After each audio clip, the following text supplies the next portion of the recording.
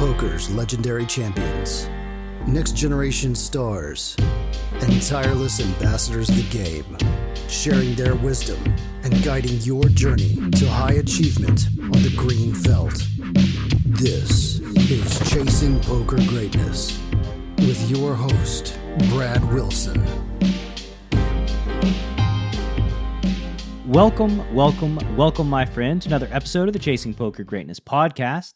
As always, this is your host, the founder of ChasingPokerGreatness.com, Coach Brad Wilson. Today's guest on the podcast is an OG of the online poker world, Adam Roothless Levy. In his combined online and live tournament poker career, Roothless has cashed for close to $8 million. And since Adam's poker career started way back, you gotta just know we're gonna spend some time reminiscing about the golden age of poker, an age where Adam Levy absolutely feasted. In 2006, Roothless hit number 5 in PocketFive's online poker rankings. Then, at the WSOP in 2008, he was on the receiving end of a classic Hellmuth'ian rant. If you're a fan of such things, all you gotta do is grab your popcorn and Google Hellmuth Adam Levy rant. The problem with feasting and good times is that, alas, they inevitably come to an end. As you're about to learn in Adam Levy's case, Black Friday was an especially bitter pill to swallow because of his genuine love for everything online poker. So in today's episode with Adam Roothless Levy, you're going to hear all about those glory days, what he got into after Black Friday, and what his life looks like today. So now, without any further ado, I bring to you online poker OG, the ruthless one, Adam Levy.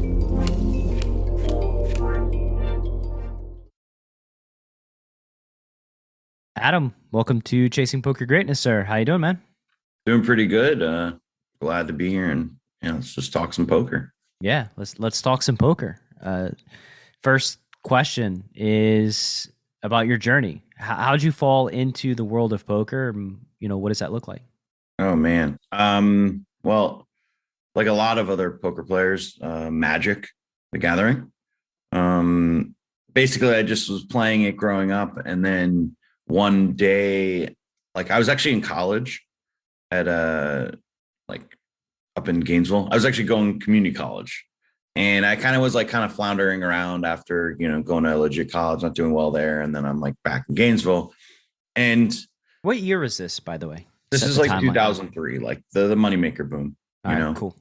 And I'm like, I basically had decided that I was going to go home, like to South Florida, but there was like a month in between where I had like the rest of the, the rent, the last like 3 weeks or whatever. And that's when all of a sudden my Magic friends started playing poker, and I was like confused, like why they were doing this. And then I played, we used like $5 and $10 tournaments. And then I went home to South Florida where that's where I'm from. And that's where a lot of like good Magic players are from. And I knew them all through high school and stuff. So I reconnected with them, and they were playing poker too. And I was like, what the heck is this? I'm addicted to Magic. I just want to keep playing that. I don't understand what's going on. And after a little bit, we started playing Limit, and I didn't really like that. But then I guess I wanted to go back to what we're playing in Gainesville, which was No Limit.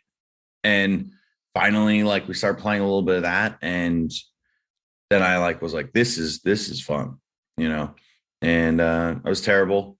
I think I was told to quit after the first year by one of my friends. Just because you weren't progressing at all? I mean, yeah. So I'd say that the way that I learn is I pick up I don't pick up 100% of things, or even 90% of things on the first go around or whatever. It'll be 60 to 70%, and then I'll get some things really wrong initially, and then eventually I'll get it slower, a little slower than other people. And I just wasn't getting poker, doing things. What I want to do is I want to reinvent poker. My friend was like, hey, my favorite hand's King 10. And I'm like, well, let's try it, and then I would play King 10 for no reason. Because my friend said it. And I just had an ego about it. I'm smart, I can change the game. It's no, dude, you can't change math. Yeah. You got to work within the confines of the game as it's made. Exactly. But So, and I mean, I actually love like kind of like this journey. Like these questions are great. Like what your theme of your podcast is. And like, so we'll say that it's like early 2000 and, well, okay. There's one crazy story that I had 6 months into my poker journey where I was so addicted to it. So I don't advise that, like not financial advice kind of thing. Like I do not advise anyone to go about their poker bankroll this way. But basically, I just knew that I could be good at this, even though I had nothing that was actually telling me that I was good at it. Like my friends were like, quit. And, I just like, I would have some wins here and there, but like nothing like big. Where do you think that came from? I really don't know. Like sometimes personally, the way maybe it's my ADD or whatever, but there are certain things where I just get like fixated on doing. Like one time, like it was like I had to join a fraternity when I had no money. Like when I was going back to school in Gainesville. Like I don't know why, it just like was something I want, And my parents were like, Adam, you do this all the time. Like you just focus on something, you get addicted to it or whatever it is, and then like it doesn't work out. But for whatever reason, there was just this like power, like something that was like, I can do this. And it just kind of almost was like a mantra, like I can do this, and like over and over. And I couldn't do this initially. Like so party poker had this trick. By the way, party poker is what you predominantly played back then, not Poker Stars. Yeah. And they had this trick where you could link your bank account up, and because the way that overdraft fees worked, you would have 2 days, like you would get authorized for like $1,000. And then like you would have 2 days to like get the money. The money would post 2 days from then. So in my crazy head, I could be like, oh, well, I'll just play $1,000. I'll run it up. I'll cash out, and then I'll pay back the money. But like that just was not a smart way to go about it. It did not work. I maxed out all my credit cards that I had. All of a sudden I'm like 4 or 5K in debt. And back then, like, because it was like, party poker was calling, America, like my mom's house the entire time. Like what's Adam, we need you to pay, blah, blah. My mom's like, what the hell's going on? Yeah. I see why people were advising you to step away from poker back in those days. But the stubbornness in me, I guess, or maybe it was the ego, felt like, because I was good at Magic, but not like great at it, felt like I could do this. And then there's literally a day where I remember very vividly, like my parents were like, okay, we're going to go out to dinner tonight and we need to talk. So I knew that it was like, I'm in trouble. Like I have no money left. I'm in debt. Like, I had literally I had $109 left on my party poker account. I threw it into $109 tournament. Yeah. And like 3 hours later, I'm 9 of 9 at the final table. My brother comes home and he's like, or he's also, because he's still in high school, he's younger than me. He's feeling the whole energy of my, like me, like being addicted and losing all the money and like, the creditors calling. I like get aces, double up, get aces again, double up. All of a sudden I'm like 1 of 5. And then I just like click a few buttons and then boom, like 30 minutes later, I win it for $6,000. And I have no idea where my life would be if there was that had not happened. Like maybe I had found poker later or whatever, but maybe, like I also maybe would have to go to Gamblers Anonymous. Maybe that would have helped me. Who knows? But that night I went out and I like just kind of slow rolled my parents a little bit, actually. And I was like, don't tell, like I told my brother to not tell them. And then we were like eating at this like Italian spot. And I'm just like, yeah, I won $6,000. I can pay off all the debt and then I'll have some left. And like my mom and dad were so confused because like basically this is validation. I mean, granted, maybe there's luck, but this was validation for everything that I was kind of going through. So it happened right in the nick of time. My mom was like, it's divine intervention. I don't know. Because really, like, that's absurd, because if it had happened a day before, like, yeah, maybe I don't know. Either way, it was like right in the nick of time. Day after, like, I'm not able to play poker. So after that, my parents kind of got off my back.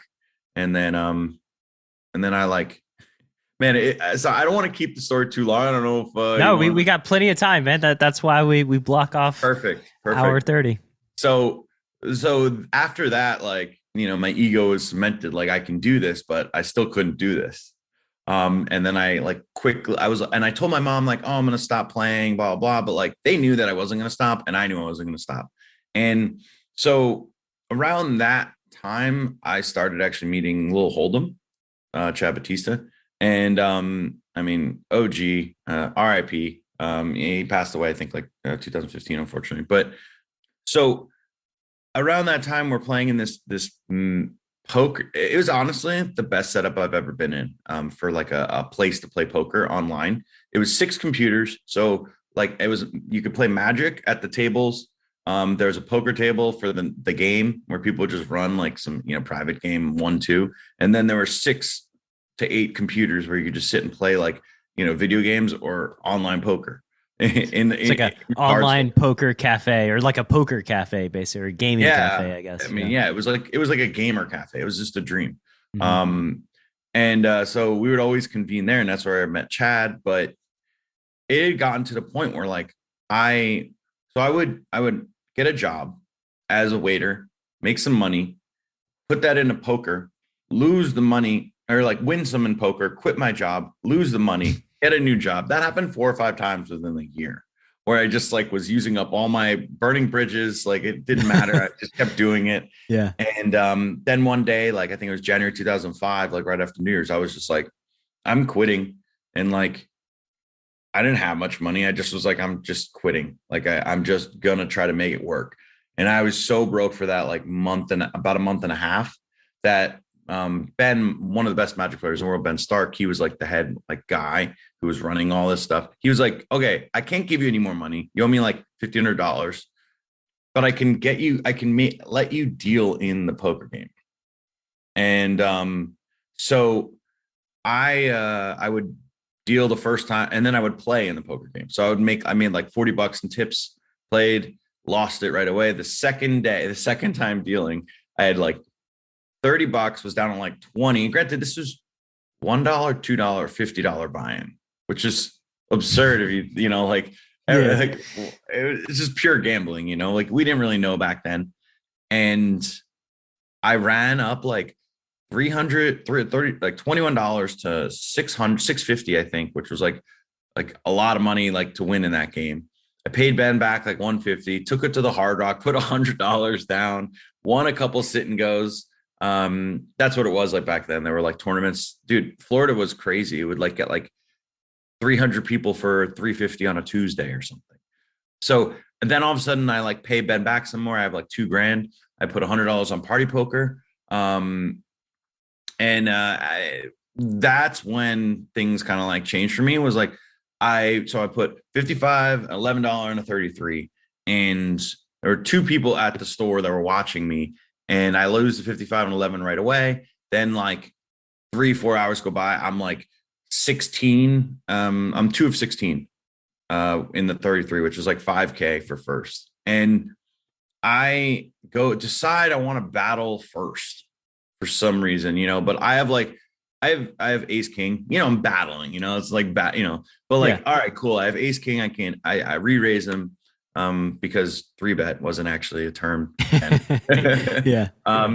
But so he calls, and the flop comes like 10-7 deuce. I bet, they raise.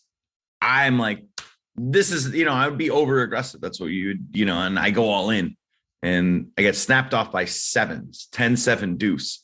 Like, and it's like my friends next to me are like, what did you do? And I'm like, oh my God. Like, and I look down, and then as I'm looking up, my friends are cheering because party poker runs, like the runouts are so fast, because it went queen jack for me to scoop it. Mm-hmm. And I'm just like, it was like such an electric moment, when like the way that it all came down. So after that, I just went on to win that, then chained a bunch of tournaments together. And then like within a week, I had like 30 grand, and kind of just like, yeah. Pretty crazy. Yeah, that's happened fast back in those days. I remember I was in Florida as well, and I played on party poker, probably 2004. And those like 109s, they had 215s like every day. like every day of the week, 200K guaranteed, 215. Yeah. And yeah, I put 75 on, started playing shorthanded limit hold'em, ran the 75 into like 900, like progressively starting at like 2-4, 3-6 shorthanded. And then by the end, I'm like playing 10-20 or 15-30 shorthanded, have like 900 in my account, and then buy into a 215 and wake my friend up at about 5 a.m. I'm like, yo, I just got fourth for like 15K. And all of a sudden, just have like insta bankroll from pretty much nothing. Insane. Yeah, that, those were good days back on Party Poker before UIGEA. I think a lot of times on this show, people don't realize that like Party Poker was online poker back then. Yeah. Like they were everything, they were innovating too. Like the step tournaments, they had a lot of new things that were just kind of cool. Love the step tournaments. I was in there all the time. Me too. I mean, loved him. One of my roommates, he worked as a server, and I was playing poker professionally. And I remember he got stuck in like the step tournament hell for like 2 months. And finally made it to the final one and like busted. And he was so upset. That's funny. So I actually have two things to say about the steps. One was that Ben, that the guy I mentioned, Magic player, who actually still plays Magic like on Twitch, still at the top of his game. He got into a step higher, which is like, I don't know if you know the step hires. They're basically there was a 5K, right? There was like a 500, a 1K, and a 5K, something like that. It was more absurd than that. They changed it because it was too absurd. So basically, it was like 1,000 was level 5 for steps, and then for this one, it was 500 was level 1. And then by the level 5, you had to win to get up. Like it wasn't it was even more extreme. It wasn't like top 3 or whatever advances. It was win. So he got to 15K, which is level 5. And it was like, I don't remember, like Gigabet or like, the whales back then. Like it's that's really all who I remember. But he ended up winning that tournament. My friend. I'm like very positive it's the first one that ever ran, because he was running the steps all the time. And so it was kind of like a cool little flex that we like watched that happen. Mm-hmm. And then also that's how I kind of gave Chad his start. I mean, like he kind of was he was in jail for a bit, and then he came out, and he needed like a little bit of financial help, and me and him somehow got just really connected. I'm kind of like an odd couple almost, because I'm like this naive Jewish kid, and he's like literally like I'm 6'3" and kind of goofy, and he's like 5'5" with a do-rag and like just like definitely looks like pretty hood. But he would just sleep on my floor while I'd go to bed, and he would like play. Yeah, maybe I guess I was letting him on my account or whatever back then, but he would play the steps up to like step 4 or 5. So then I would play those, and then I would give him like 20 or 30% or something of like that. He's your private step guy. There were no rules. You don't even know like what you're doing back then. It's just like, yeah, okay, dude, like play my account. Who cares? Yeah, I think what's interesting about like the rules of poker and like integrity, like all these things, we just figured it out. There was no like rule book, right? There was nobody saying to do X, Y, or Z. We're like 21, 22, 23-year-old kids just kind of making it up because like this was a thing that had like not been around that long and it really just never happened. And so you look back and you're like, oh, like it's easy to like judge in hindsight, but the reality is like when we were there was no like nobody guiding our path. We didn't have mentors. Like we were just kids trying to figure it out. Yeah, exactly. I mean, it was like you remember the whole JJ Prodigy, like Z Justin thing, like all those like multi-accounting. No, I mean, I know Z Justin, like he was back in Party Poker, he's like battling the 200s, but I don't know the multi-accounting.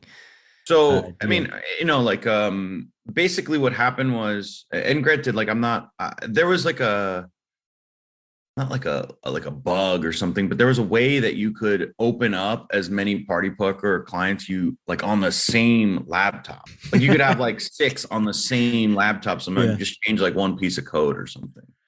And I think like people figured that out and started using it. So it was just like everyone was just doing it. I never actually did it, but I like did see how to do it. And like there were no rules, like you said. Like we were no one like it wasn't really something that people were actively like really like thinking about. And then like all of a sudden it became a thing. And then like those guys were the 2 people that just kind of got completely. I wouldn't say it was a scapegoat because but like I think like JJ Prodigy or whatever said it was like his like grandma. His grandma's account or something. But I mean, it is what it is. But you kind of had to learn all these rules kind of on the fly, like you're saying. Yeah, you did. And after that, you knew, okay, like multi-accounting, bad. Yeah, I'm not going to do this anymore because everyone looks down upon it. So okay. After you ran it up, did you what's the next part of your story after so much struggle running it up? I can't imagine.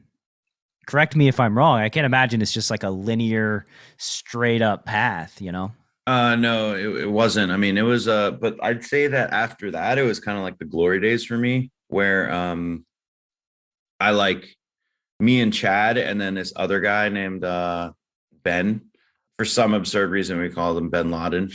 Like, dude, I mean, you look back at like nicknames, and you're just like, what were we doing? But it was us 3, and there was this party poker glitch that I guess you could you would go all in. For some reason, after like 2005, they made the rebuy. You could go all in. While you're all in, you could rebuy, like because your chips were technically in the middle and you had 0. Yeah, so you could like double your stack if nobody called. Under like 4K or whatever. So me, Chad, and Ben, we would just go all in, rebuy, go all in, rebuy, like hope that someone doesn't call us or whatever. And sometimes they did, and we'd get expensive. So it was literally like every other night, like it would be one of us 3 final tabling. And it got to the point that when I would meet some people, they'd be like, bro, you're always in that 30 rebuy, So it was kind of like a fun like period where it was just like me and Chad were just kind of like, just, crushing it. And then I think I had a rude awakening at like when I went to the World Series, because like, man, my ego was, it was the first thing I'd ever really succeeded in, like, or had been not succeeded, but then like truly very like top tier at, I guess. And I was always, I was searching for that. So my ego was just like, we're the sickest, and it's, you're a 25-year-old kid or whatever. Like, it's just not going to end well when you kind of, and so I went to the World Series, was like, yeah, I'm an online poker player. We're better than you on live, guys. And then I went 0 for 16 in events. And that was like, okay, like we clearly don't know something.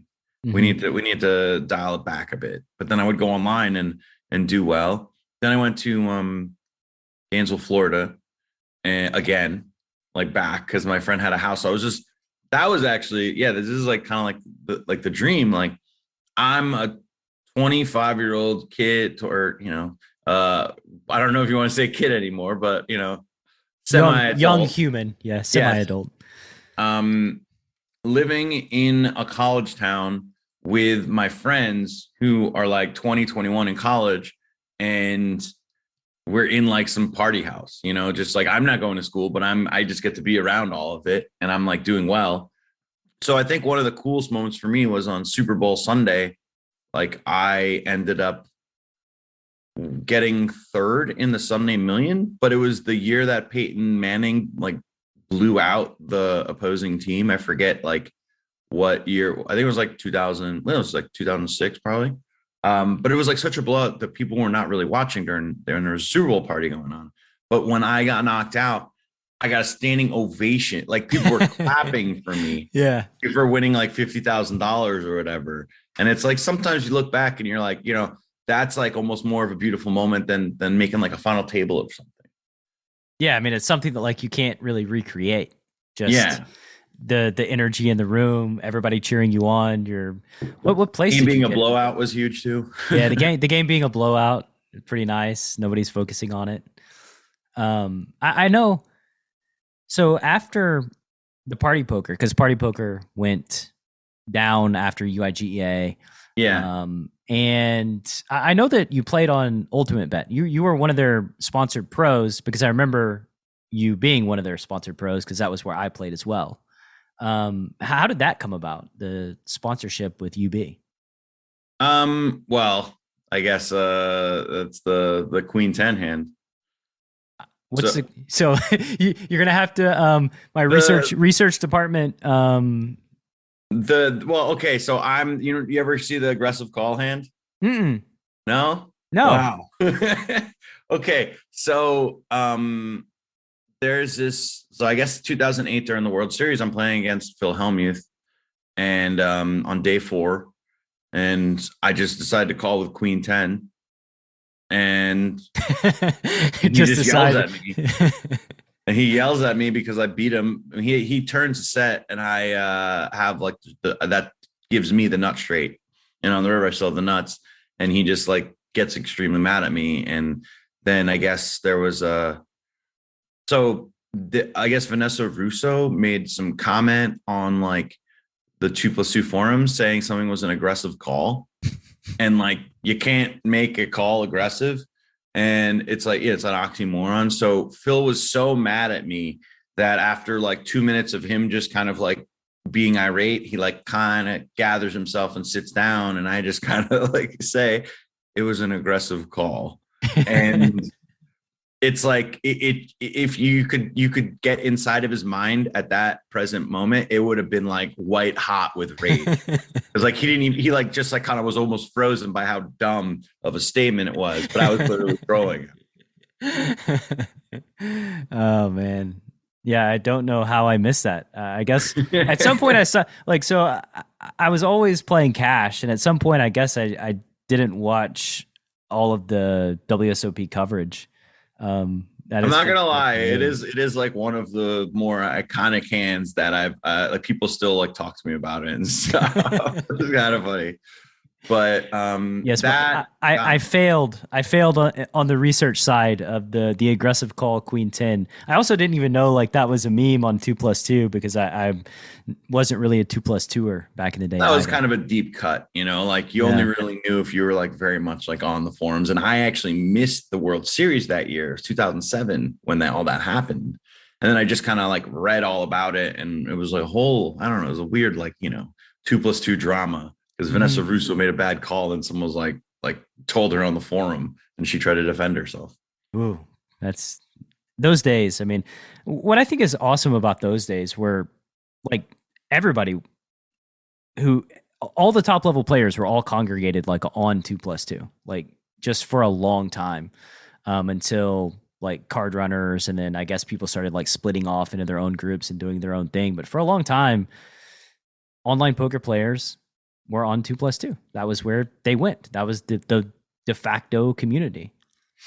Yeah, if you did anything, if you wanted to be good in poker, like you went to 2+2, and that was except for me.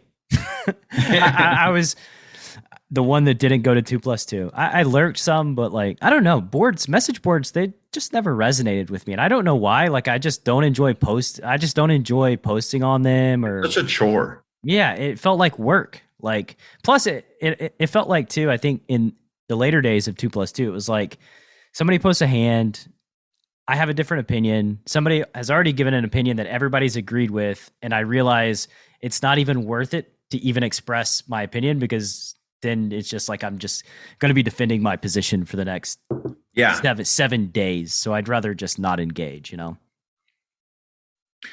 But so that hand, honestly, that hand alone got me the ultimate bet deal.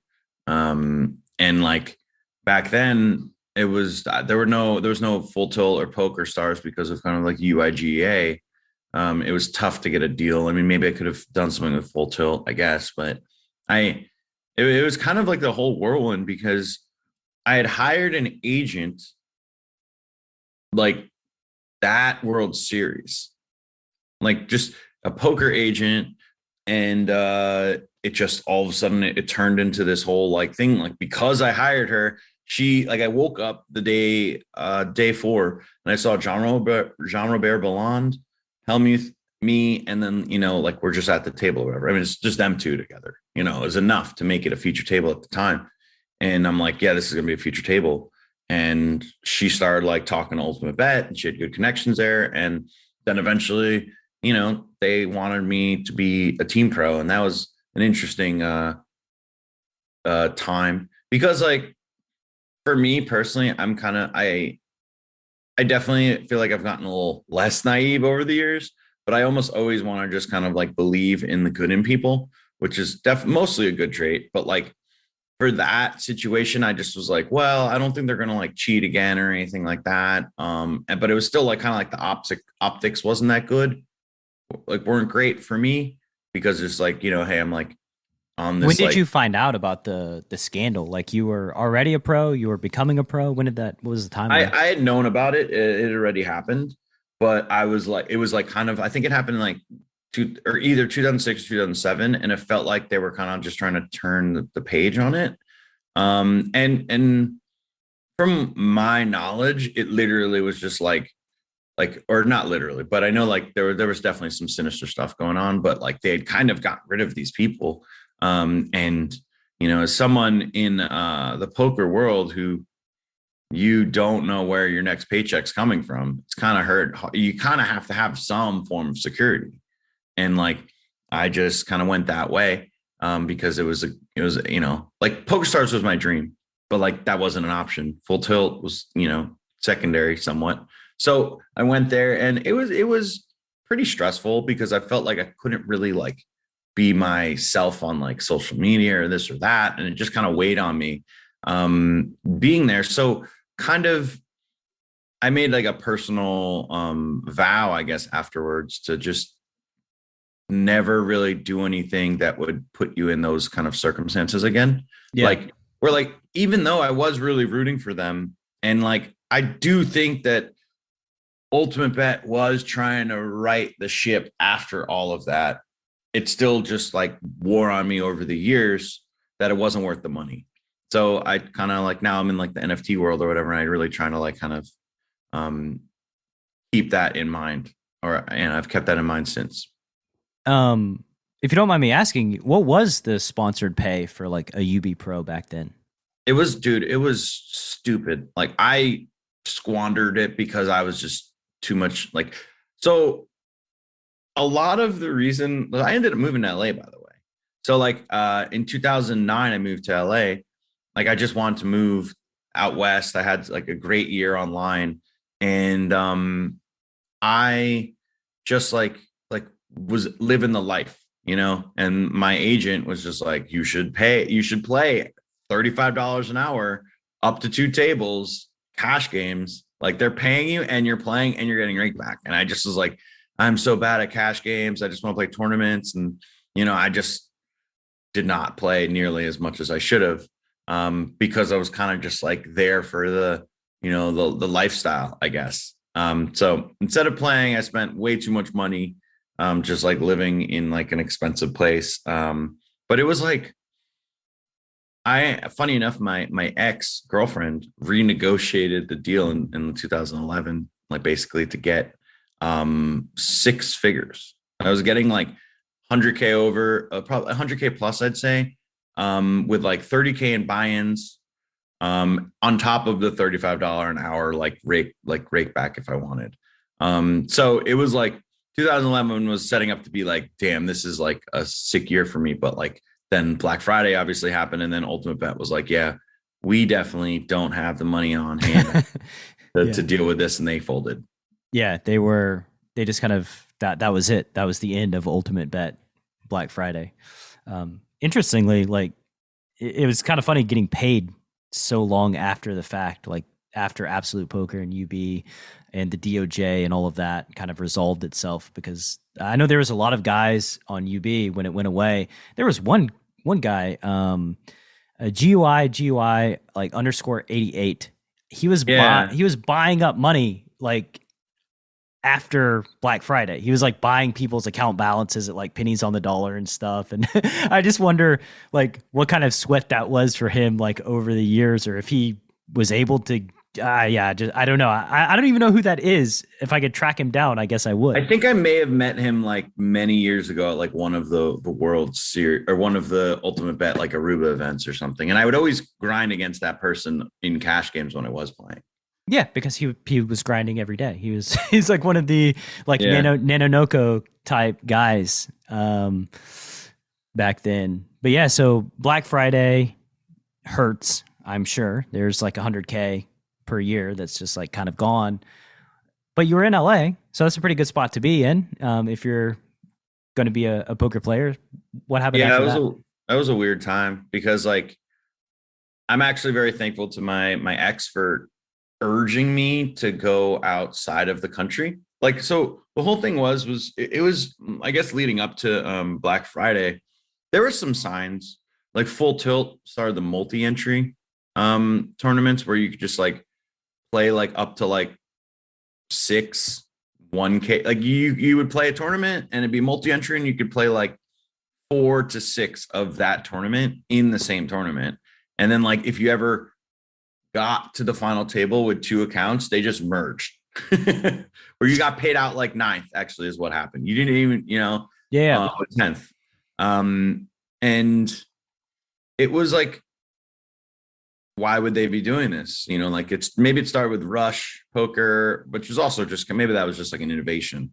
But like the multi-entries, when Black Friday happened, I was like relieved initially. Because we all thought that poker was solved. We were pretty dumb about that. We all knew each other, and the problem was there wasn't new turnover like it was because of UIGA, because they kind of cut off like deposits so that they go kind of stealth. So a lot of people that are coming in were like grinders or good players, and it was, like the way you would get in was like secondhand, like a friend sending you money or something, not like, hey, I just want to play because I want to play. I'm a random person. But so, like when that happened, I was thinking of ways out. I wanted to start and try a startup. I don't even know, but I had no idea what the hell, like even like how any of that worked. So what ended up happening was I was walking into Coachella on like kind of living the dream, like April 15th, walking into Coachella, and I get the call from my brother, like, hey, like, Black Friday. And I'm just like, I don't know what I can really do this weekend. So I guess I'll just enjoy like the last weekend before like, there's a reality check. And there was a period of time where like 4 months where I was just kind of like doing nothing, like I just legitimately didn't, really know what to do. I was like, I guess I'll just stay in LA. But then my ex was like, no, we should try to go to like Vancouver or something. Like Vancouver seems great. And I was like, so I think back then I was very apprehensive of going to a new country by myself, I guess. That makes sense. Like, I don't know why. It's just Canada, but I was just like a little like, and so because I went with my ex, it was like, okay, cool, awesome. And then I went there and I was like, whoa, Vancouver is awesome. I went there in the summer. It was beautiful. So I ended up coming back to Vancouver for like 4 months. We signed like a lease, and I just grinded there. But I just never, I think as poker players, sometimes you have to find an outlet to release like your emotions. And if you don't, like, it will kind of show up in different ways. Yes. And for me, like, I legitimately just lost $80,000, like within like, those 4 months that I was there grinding on top of the expenses and stuff. Yeah. So what you're saying is you were not playing at a high level when you were in Vancouver. I was forcing it because, there was a lot of this emotional, like, I'm not comfortable where I am.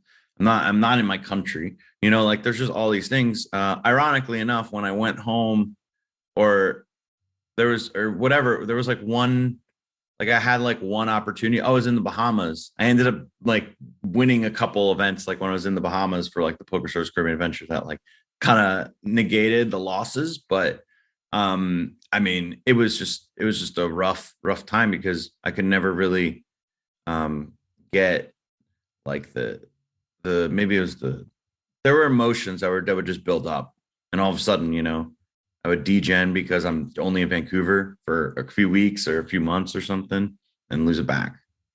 Yeah, I think that happened. Now that I really think about it, I think it happened more frequently than you would think. I know the first time I went to Los Angeles after Black Friday, I was at the Commerce playing their 10/20 no limit game, and a bunch of young kids were playing. And it turned out that like 4 of the guys I was playing against were like UB 6 max guys. Like we all like knew each other's screen names, just like we started talking. And then all of a sudden it was like, holy shit, like we're basically playing 6 max on UB in LA. And then after that first trip, like I didn't see any of them again. Like I kept going back to LA and they didn't really come back. And it was kind of like, I guess they just were not comfortable in that setting. They weren't comfortable traveling or didn't want to or whatever it was. And I have no idea if they continued playing poker or not. But the other thing you touched on too was like the financial side of it. Like just getting money on and off websites was very difficult after UIGA in 2006. Like once NetTeller went down, I mean, all of a sudden, you're cashing out, you're getting like a check, and if you cash out from like Singapore or Canada, if you're lucky, then you get like grilled by the bank. Where's this money coming from? How do you do business? What's going on here? It was not a very fun experience.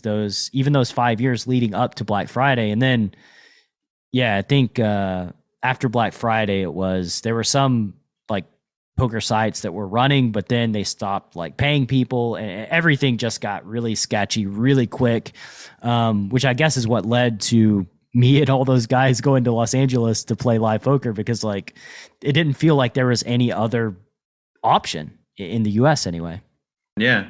It was an interesting time because there were pockets of there were places that just were kind of not infiltrated, but like, I mean, like all of a sudden there was Playa del Carmen was a hotbed for poker players. So was Cabo, so was Vancouver, Rosarito, like, Mexico. Yeah. Like it was just like, where are these people coming from? And I had to go through customs every time and I had to explain like, and it was just so maybe that's what happened. That's where they went. But like going back to what you're touching on with the casinos, like 2 or 3, if you look back and you see the energy, you were like kind of maybe think about the energy in the casinos from like 2011 to like 2014, or even look at the World Series.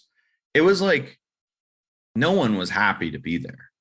Almost everyone was just like this is sad, like I'm sad because I can't play online kind of thing, and like no one was really happy. Like you could see it on Twitter. Everyone's energy was just kind of like wiry and just wanted to yell at people and I mean I get it, and then also it like the only people that were like, I don't know, the whole reason why I played poker was because of online poker, and having casinos to play poker was like the yin and the yang. It was great.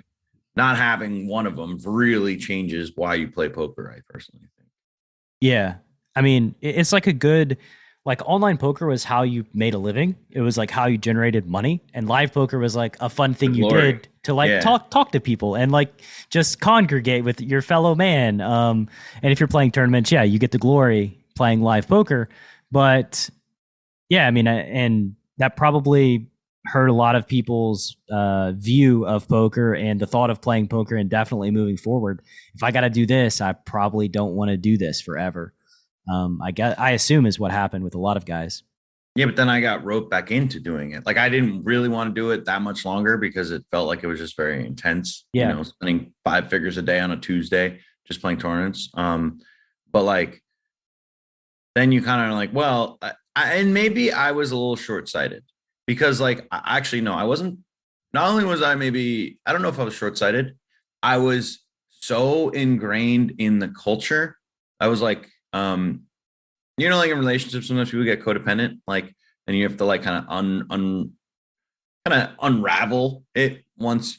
That's kind of what it felt like with me in the poker world. Like I felt like even though there were a lot of other people who were very much like, in poker, but like they weren't as ingrained in the culture. Like it honestly, like so many people knew me within there. And I was like ultimate bet, and I was doing these things in LA that were just like cool spots. And it was just, I was helping celebrities sometimes. Like it was great. But like I had tied every single part of my like being almost to the poker world. Like, and like, so I didn't really feel like I could do anything else at that present moment. Yeah, it was your identity. Yeah. And like that was definitely not true at all. But I had to actually like kind of take a long time away from it to understand that. But I also like I didn't really grasp that I like understand that until like 2016, to be honest. It took me like 5 years where I literally just like woke up one day and was like, all right, poker players that I'm living with during the World Series, I'm leaving. Or actually it was right after the World Series, but I was like, I'm out. I broke the lease. Like I just paid them like a few months of like, for my room. And then I just went to LA and tried to do something else. Like it was What led to that? What was that aha moment, or just that moment of realization?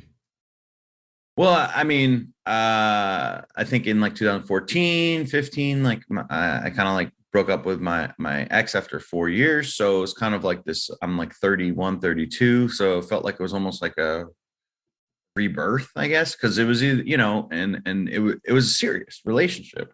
And I didn't really think that I was going to be like back out like single and stuff. So I got a completely new friend group that were like they're younger. I always seem to have like younger friends for whatever reason, but we go to music festivals, and yeah, like maybe I did some drugs, not like much or anything, but I definitely experimented, and like it kind of showed me just like kind of what poker was, where it's like it's a different way of making a living, and so is just like going to music festivals and kind of just like you don't have to just be a poker player almost, because like they were like, it was like these friends were like, I play poker, but also I'm only doing it to have fun with my life.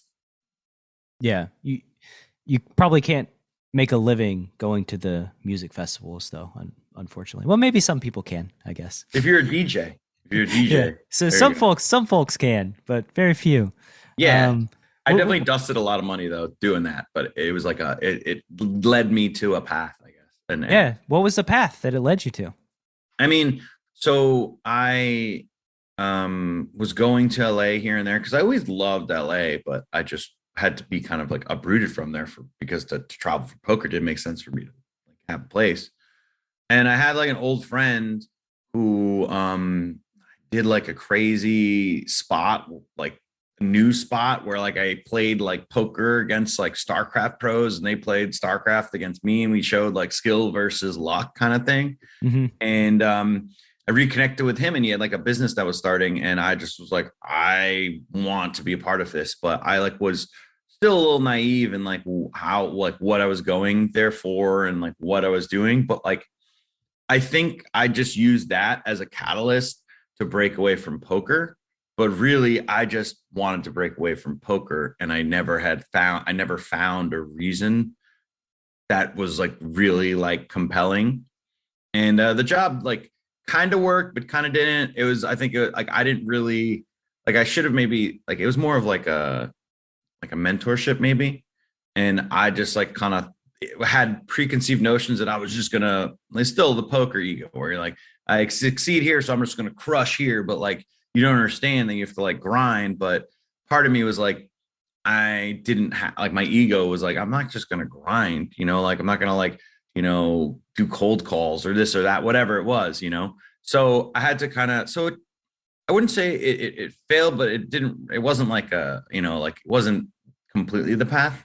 Yeah. But it got me to break away from and what I realized was I had a lot of internal growth to do still. Like as like a 32, 33-year-old, like I still had to like figure out like what it will like just life and understanding like simple things. Like I had always been very, I was fortunate that I had a great relationship and, and like things were done for my, good family. My things were done for me. And then I was finally alone and I had to like figure all of this stuff out. Like, hey, like no one's going to do your laundry kind of thing. Like it's very simple, but it's like, yeah, like no one's going to make your bed. Like you have to make your bed. It's all very simple.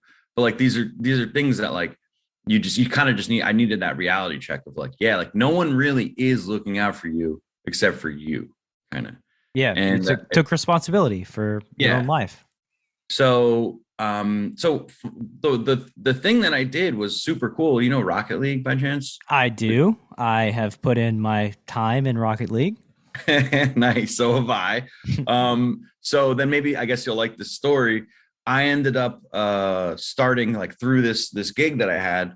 I love Rocket League and I started throwing events for Rocket League, but it was kind of like too early because like it was 2016 or 17 where it was like people loved the game. It was blowing up, but like no one really understood like, gaming. Like it was before the Fortnite like craze. Mm-hmm. But I started throwing events, just Rocket League at like bars and stuff. But apparently Rocket League, the company didn't really like it because they wanted to be all ages. Like it was like, I call it Rocket League and beers. It was simple, but like, it was like, no, we're like a kid company or whatever. But I ended up getting what I know, but silly. I got all the streamers to come out to the second event randomly. So it was like, I'm playing like with all the casters that are still like, Rocket League, they're still doing that to this day. Like playing like in this like random free event. So that was super cool. And it showed me like kind of how to throw events. And then I went off on a traveling again, playing poker. It didn't really work that well, but I felt like I could.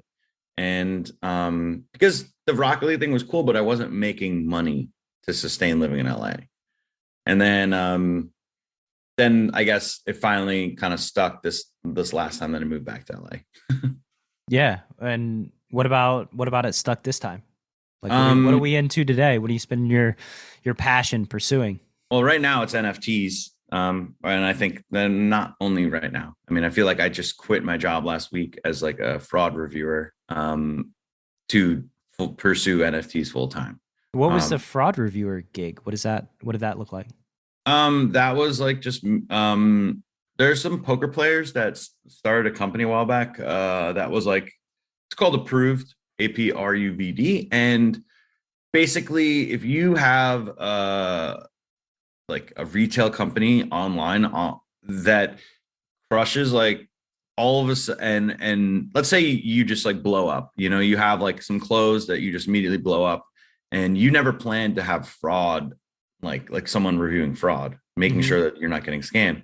But once you blow up, you're a target. And once you're a target, if there's not like proper like protocols in place, you're going to get pretty like wrecked. Like you're going to lose a lot of money. So they just outsource like, orders that might be sketched to us. And then we like would take a cut. So that happened because of the pandemic. But before that I was running events. That was like when I finally succeeded in something that I did. And that was like super sick. It was called Games and Grooves. And it was the Rocket League thing, but more like I had a DJ that was a partner, and, we would like just post up like cornhole and Mario Kart and stuff and like run tournaments. And it was just like super fun. But then the pandemic kind of ended it. But with the last event that we threw, sorry, I'm talking a lot, but no, it's good. The last event that we threw was like the sickest thing. It was like the pinnacle of that company, right? Like a week before the pandemic, that basically showed us that whatever path we were on was definitely going to succeed. So that was cool. The decision to enter a hand is fundamental to poker strategy. Too tight, and they know what you have. Too loose, and you're easy to run over. Pre-flop bootcamp from Chasing Poker Greatness is a comprehensive guide to locking down your pre-flop game and creating true range advantage. 8 days of guided training, over 60 optimal ranges, and access to a dedicated community of players that will push your pre-flop game from a place of weakness to your greatest strength. Go to chasingpokergreatness.com/bootcamp. Available now. John, I wanted to ask you why you decided to invest into Preflop Bootcamp. Everything that you had done with me to that point, or I had heard you do, had impressed me. I loved the podcast. I accidentally ended up in the Poker Power Hour and loved that.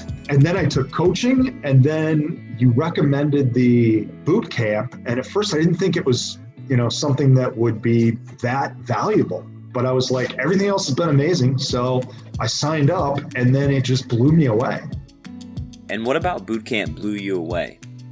Like, it started off slow. Like, I'm learning these ranges and I'm not even understanding what you're talking about. And then all of a sudden, as I start to understand what we're doing with the 3 bets, the 4 bets, and all of a sudden it just kind of hit me. And I was like, oh my God, how do I not know this stuff? This is amazing.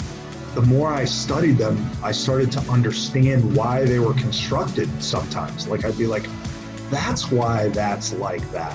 And that would lead to more revelations and just a better understanding of poker in general. Do you have any interesting takeaways from your boot camp experience? The most interesting thing about the boot camp, it's a pre-flop boot camp, but I feel like it's done as much for my post game as it did for my pre-game, just because I'm not in as many awkward and bad situations as I found myself in. When we were doing coaching before the boot camp, we couldn't get through 10, 15 minutes of tape without finding mistake after mistake. And then once we did the boot camp, it solved problems on the back end as well. I know you've studied for 1,000 hours this year. How do you think boot camp compares to your other poker study? Oh, it's crazy. The boot camp is probably the most important thing I've done all year out of everything. I would give anything to go back and to know that stuff 10 years ago. I can't imagine how successful I'd be right now if I had known that stuff. And I thought the boot camp was so valuable that I literally insisted you take more money from me and paid you more for the boot camp because I was blown away. I just thought the price was too cheap. And it's changed my game in ways that I can't even explain to you. If you'd like to join the next round of Preflop Bootcamp, which starts on the last Saturday of every month, head to chasingpokergreatness.com/bootcamp to lock up your spot. One more time, that's chasingpokergreatness.com/bootcamp.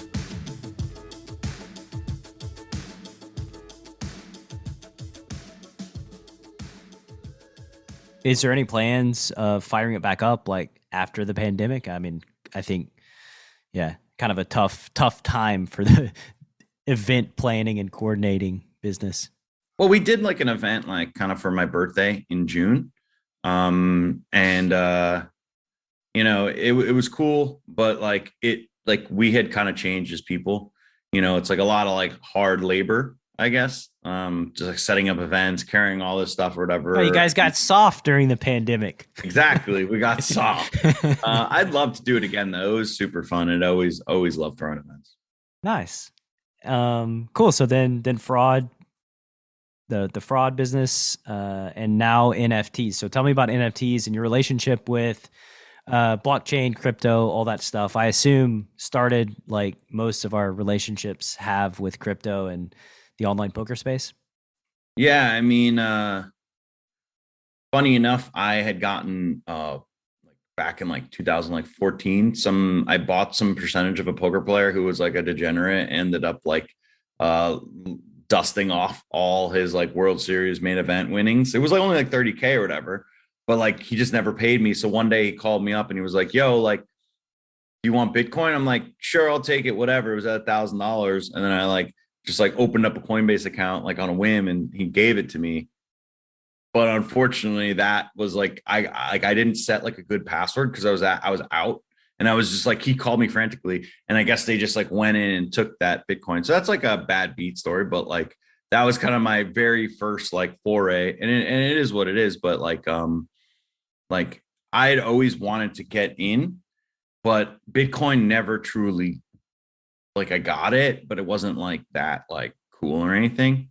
But then 2016 was when I saw Vitalik Buterin like talk, and I have a thing where like if I just like Like I just will believe in the person maybe over everything else. Where like when I hear this dude talk, I'm like, this is the smartest dude I've ever heard talk. Like I don't know what he's doing, but I'm on board. Like I barely get it, but take my money.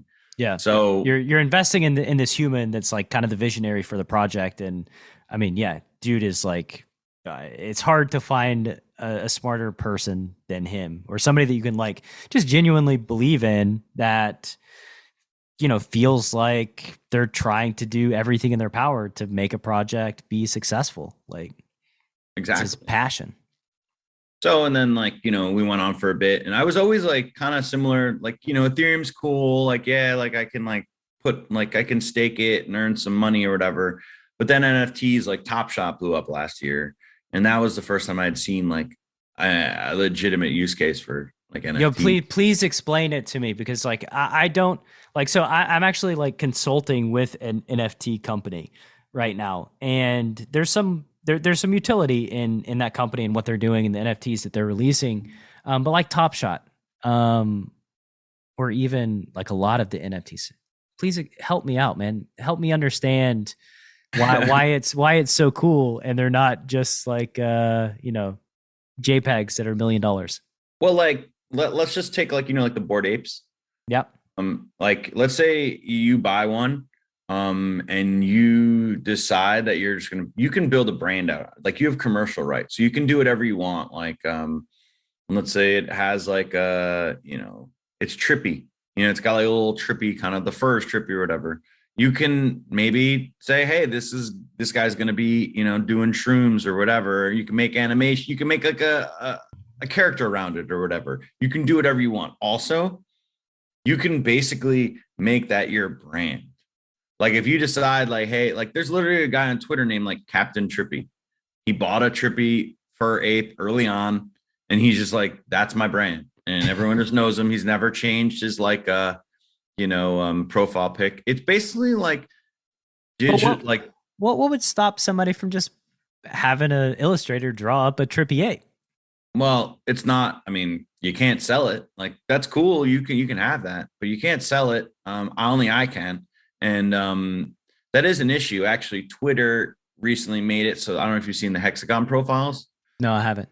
But like if you look, some people have like hexagon instead of like a circle in their profiles, because that's saying, hey, this is a confirmed NFT.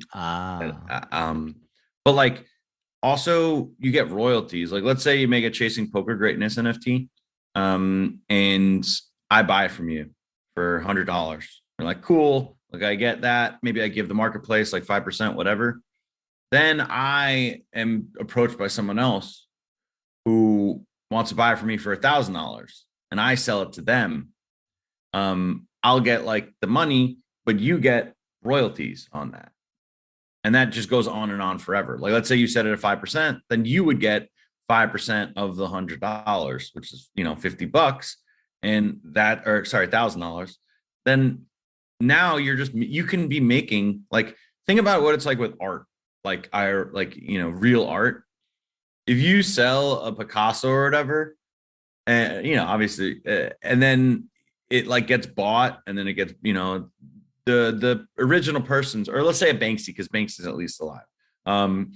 Banksy sells it, and like Banksy's not getting royalties on that, even though it was like, it's changing the way that creators create, like, or at least make money. So it's more like, instead of being kind of predatory, when, like the art houses or whatever, it's just like, we're in this together. And which is so huge for musicians, artists. I mean, musicians, artists, like anyone that just creates. Creators too, right? Because like an NFT, so yeah, to my understanding, non-fungible token, basically it's a thing the definition of it is that it's a thing that you pay, spend money for a thing, and the thing you get back is not the same as the money that you spent, right? I think that's how it was broken down. It's kind of like if you have let's say you have dollars, those are fungible, because they're not the exact same thing. They have a different serial code on them, or serial number, but like you can trade them back and forth. Whereas like let's say you have two houses, Yeah. or two cars. Like you would never trade a Ferrari for a Prius. You can't trade the Banksy for the same Banksy back, right? Is that the? Well, I mean, yeah, because it's like it's only one that exists. It's yeah, like you wouldn't trade a Banksy for like a stick figure. You could, it's possible to the secondary market, but like, like it's like they're different. They're non-fungible because they don't like kind of. You can't funge them, man. You can't funge them. You just can't funge these guys. I heard someone say that it's kind of like it sounds like they're like no mushrooms allowed. You can also put behind them like educational materials or like courses or whatever you wanted, right? Behind the NFT. So the person who owns it is the only one that has access to the information. Well, this is a perfect lead into a little bit of a plug. I'm currently on a project called Lion Share Poker. And it basically we haven't released a token yet, but it's going to be an access token. So in order to get into Discord or into certain parts of Discord, you'll need to have the token. And like in order to play in poker tournaments that we have, you'll need to have the token. And like, or like, we're kind of changing the way that like coaching's done, because like you pay $100 a month or whatever it is, and you can just pay it forever. Whereas if you just own the token, whatever the price is, then you can have it forever. So that's kind of what we're doing. And that's a typical way of like doing, utilizing an NFT is by making it so in order for you to like be in this like area, you get access to certain things. And that could be live events also. Mm-hmm. Yeah, it could be a pass to like VIP tournament or get together or just whatever it is you can get in via your NFT. And I really like the smart contract aspect of it. You mentioned the royalties, where I assume it's just baked into like the original agreement that the creator gets like a 5% royalty or whatever each time it's resold, something like that. Yeah, you can decide whatever it is, but I think the standard is probably like 5 to 7% or something. Yeah. Smart contracts. That's the whole deal, right? Yeah, they're smart. Yes, they're very smart. They know what they're doing. So is that going to be your pursuit, I guess, indefinitely into the future? The world of NFTs? I mean, like I'm definitely learning. Like I was on another project. I'm like an advisor for one project that kind of like called Mech Arcade that didn't really like have like the best, the best like drop or like the mint or whatever. But like we're all learning together kind of thing. And like, so that was like my first like kind of role there, and learned a ton. I already knew a lot, but like you still like it's a lot different when you're actually running a project versus, being on the collecting. So I hope to get more. I'm definitely collecting a lot, but then I have this, and then I have the Lion Share thing, and I'm probably going to start some consulting business for NFTs, just because I can't tell you how many times I have this conversation. It's actually getting like more and more frequent, to the point like I've never been the guy to not respond to people, but like if you're now, it's like I have to really be valuable with where I allocate my time. Like a poker player, I feel like when we play poker, you win $50,000 in like a day. It feels like you're kind of hacking time, but now it's like I have to be very careful who I want to talk to and this and that, because like I'm just getting hit up so much. And it's a scarce resource, right? Yeah. Like our time and our energy is a scarce resource. And, yeah, that's one of the reasons why I've gotten out of like one-to-one private coaching at the beginning of this year, because like it doesn't scale, and I only have so many hours in the day to work on so many projects, and you have to be selective in how you spend your time and your energy.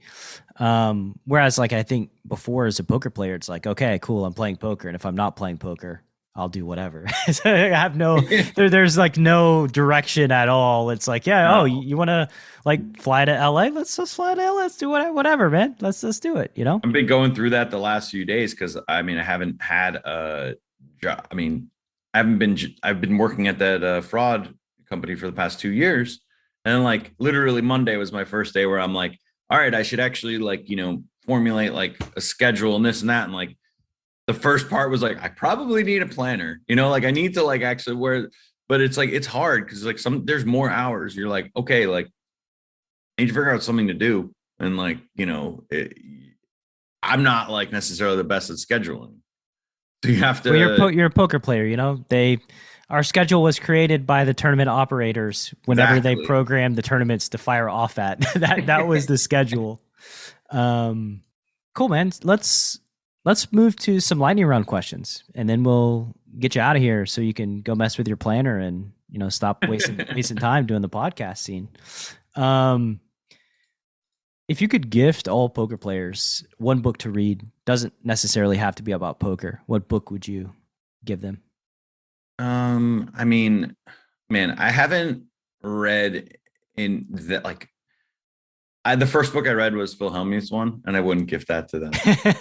I would actually say that Advanced Tournament Poker, like the Skalansky book, even though it's kind of like dated now, it was very helpful and may help me understand concepts or things I already knew, but I didn't know how to articulate, like the gap concept, which is kind of like I don't know if anyone who doesn't know that. It's like when you raise under the gun and like someone calls UTG2, you can probably assume that UTG2 is tighter, and it's like as you kind of like but obviously it kind of changed. Like the escalation of like the relative strength of people's hands when they took specific actions. Yeah. Obviously now, like with the cutoff and button, it's like with like, the way that PO Solver wants you to play, it's way, way, way different. Like you're actually pretty loose on those spots because of position. But I just felt like it was so integral in helping me elevate my game when I was in a very kind of like to jump from like amateur to like, intermediate. And I would recommend that book. I don't know how it stands up now. I would recommend that book to amateurs to kind of just like, like get those core concepts down, even if it's not really, even if it's a little dated. Yeah. I mean, I read that book and I remember almost nothing. Like I think I read that book when I was working at Applebee's. I read Super System. Hold'em for advanced players and Super System, and like that was the full poker education. Other than that, it's like let's get in there and fire. Yeah. So, if you could wave a magic wand and change something about poker, what would you change?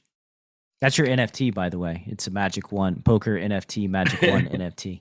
I mean, I think it's kind of just like I just wish that online poker would still be in America. I think that's like maybe it's a simple answer, but I mean, online poker is just that's like where I really just thrived as like a poker player, or not like skill wise or anything, just like lifestyle wise, and really enjoying like kind of the whole grind of, you're not with people grinding, or you could be, but you're like online and everyone's kind of just like, having fun playing poker together. If online poker just came back tomorrow, would you invest energy into playing?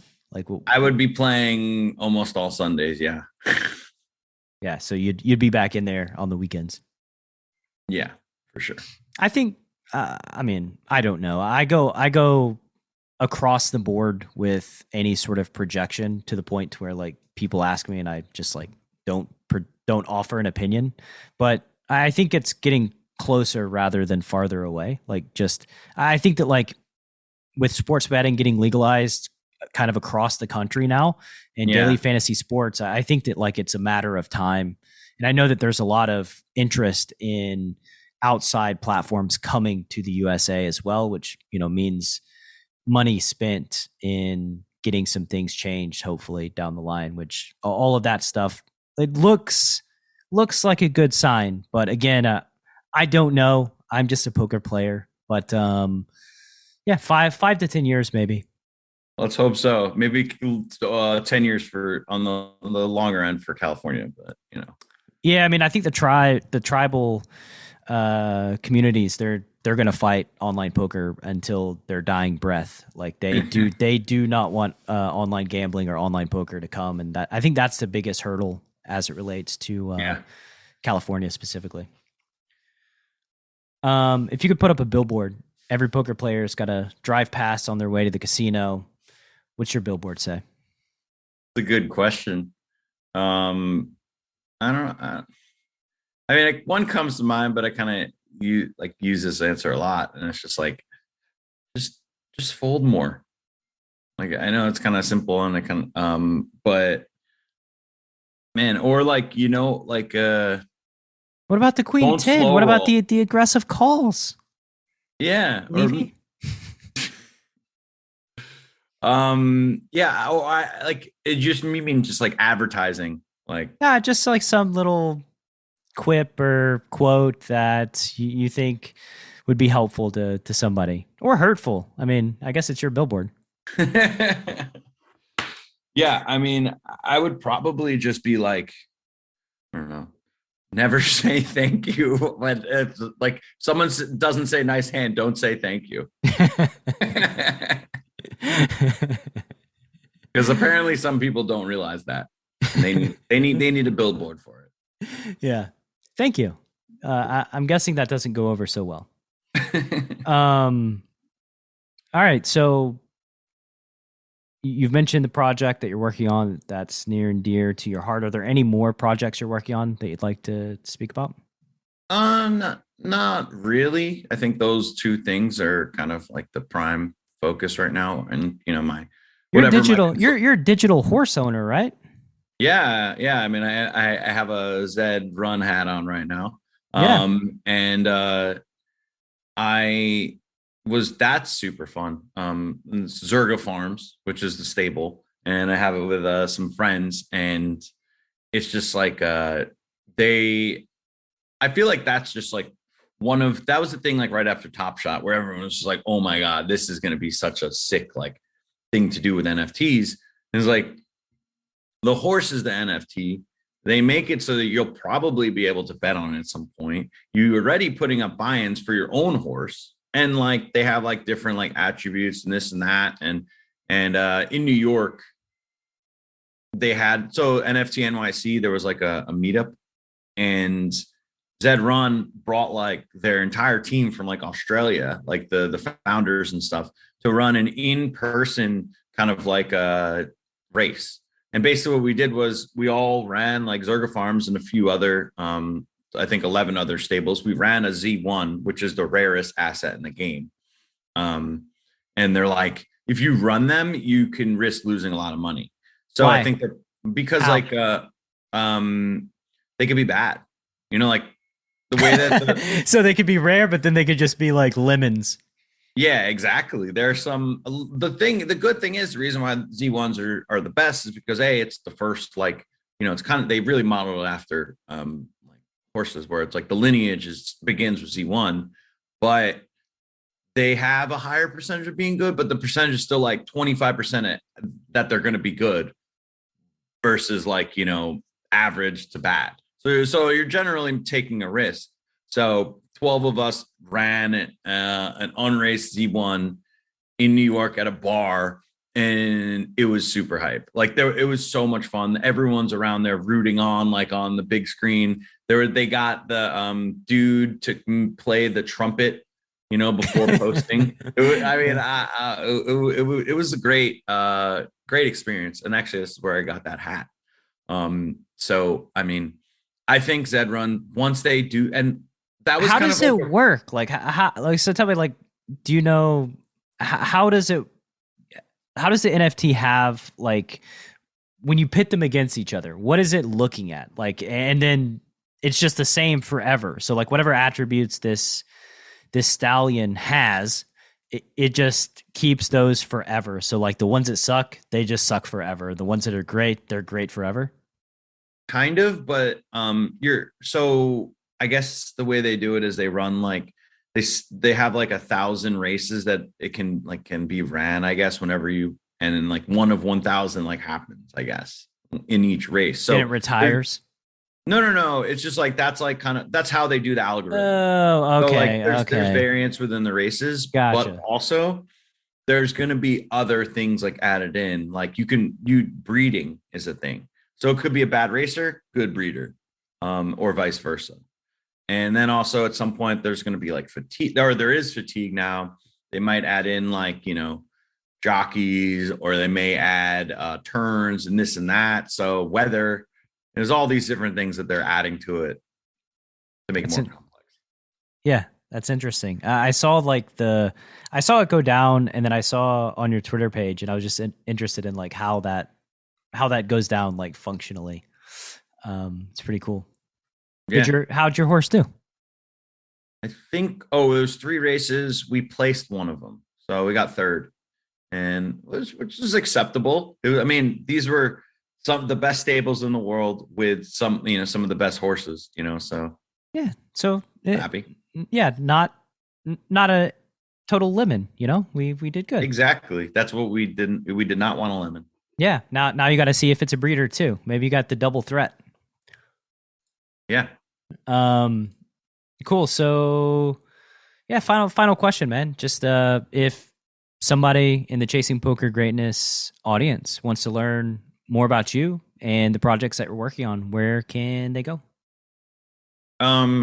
They can go to my Twitter, ROOTHLUS, or they can go to the Discord for that project, Lionshare, poker.g or .g. It's the Discord, but I don't know. I always forget the exact link, but I think it's just lionSharePoker.gg, like discord.com. But yeah, those 2 places. I'm pretty active on Twitter, to be honest. Usually just talking NFTs, and then sometimes I just say random silly thoughts, because that's where you're supposed to put them on the internet, I guess. Yeah, I think so. I think that's what it was made for. And just don't send him a DM asking about NFTs, because the man's he's living his life. I would say just don't send a DM that says hi. I can't tell you how many I get, how many DMs I get that are hi, how are you? I don't know what. Well, how are you though? Really? I'm great. I did maybe occasionally I answer because I just needed that question to be asked. Yeah, there you go. Man, it's been great having you on. Best of luck pursuing, chasing NFT greatness. Excited to see what comes out, of the space and your projects as well in the near future. It's an exciting time, and it's really early on, I think, in that world, kind of like poker was back in 2004. So yeah, I appreciate that. But I will say that I am still chasing poker greatness every year for the main event. I will never not play the main event. And just it's just such a pure, great tournament, so different than any other tournament you can possibly play throughout the year.